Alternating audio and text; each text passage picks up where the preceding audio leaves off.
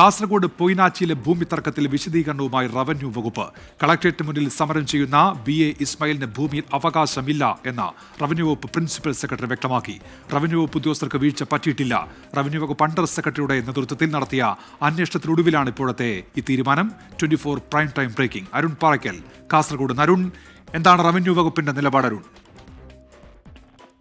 Unmesh, revenue വകുപ്പ് principal secretary Tinku ബിസ്വാളാണ് ഇക്കാര്യം അറിയിച്ചത്. അതായത് ഈ ഒരു വിഷയത്തിൽ, ഈ ഭൂമി തർക്കത്തിൽ റവന്യൂ വകുപ്പിന് വീഴ്ച പറ്റിയിട്ടില്ല എന്നാണ് റവന്യൂ വകുപ്പ് പ്രിൻസിപ്പൽ സെക്രട്ടറിയുടെ മറുപടിയിൽ പറയുന്നത്. BA ഇസ്മായിലിന് ഭൂമിയിൽ അവകാശമില്ലെന്ന് ചൂണ്ടിക്കാണിക്കുന്നു. ഉദ്യോഗസ്ഥർക്ക് വീഴ്ച പറ്റിയിട്ടില്ല എന്ന് ചൂണ്ടിക്കാണിക്കുന്നു.